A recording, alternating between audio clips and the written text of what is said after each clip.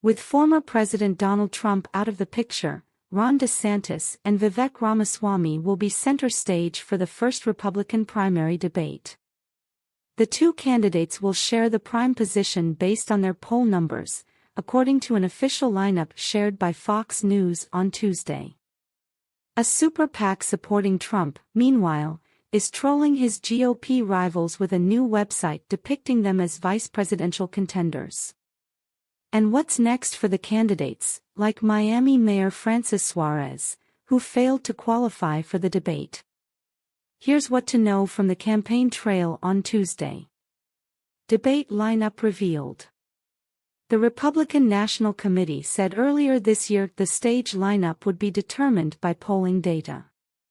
With 8 candidates overall qualifying for the debate, DeSantis and Ramaswamy will each be flanked by 3 rivals. Former Vice President Mike Pence will stand next to DeSantis, while former South Carolina Governor Nikki Haley will stand next to Ramaswamy.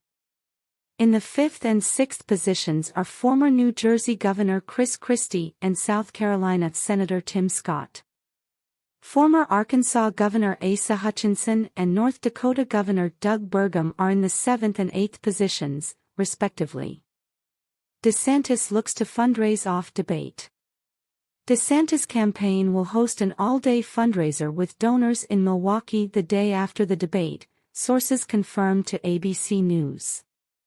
The event is described similarly to the fundraising event held in Miami when DeSantis first launched his campaign back in May. Sources also said the DeSantis team will host an after-party following the debate, which will be attended by members of his campaign, donors and surrogates. DeSantis plans to return to the campaign trail on Thursday, traveling to Iowa. Hannah DeMissy, Will McDuffie and Will Staken. What's next for Suarez, other long-shot candidates? 4 candidates failed to make the debate stage: Suarez, former Representative Will Hurd, businessman Perry Johnson and former California gubernatorial candidate Larry Elder. Hurd, Johnson and Elder all criticized the Republican National Committee, with Elder and Johnson vowing to take legal action. Suarez, who previously told ABC News' Rachel Scott he'd consider dropping out of the race if he didn't make it, took a different tone. "I am sorry that this debate will not include my perspectives from the largest growing voting bloc in our country, young, conservative Hispanics," Suarez wrote in statement posted to X, formerly known as Twitter. Additionally, Republicans will not be able to hear my story of how conservative principles of keeping taxes low, keeping people safe and focusing on creating prosperity for all created the most successful big city in America. I respect the rules and process set forth by the RNC, and I look forward to working with my party to ensure we win back the White House and restore the path to a brighter future for our country, Suarez said.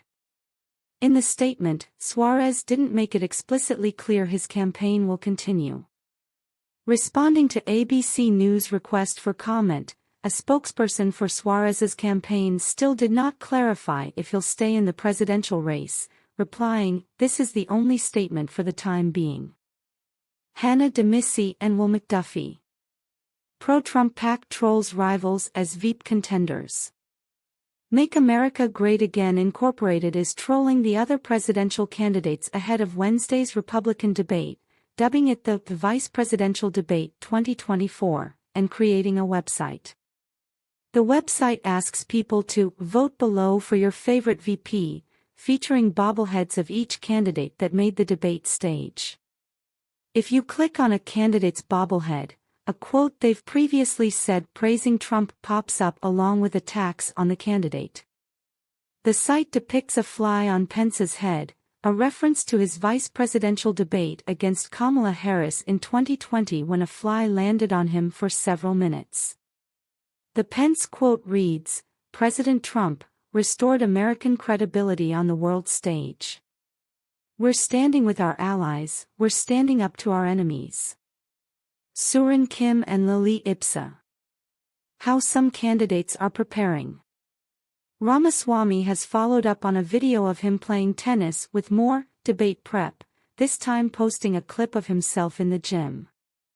Tim Scott's campaign manager told CNN the senator just needs to have fun, and that their preparation strategy included getting experts to poke and jab at him.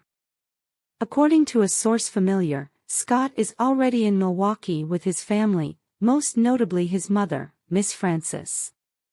Tuesday and Wednesday, Scott will spend time in prayer and will also be in the gym as well, the source said. Haley has said the more than 80 town halls and rallies she's held so far has made for the best debate prep. Christie said his plan is straightforward. Listen, this is really simple. If I get asked a question, I answer it.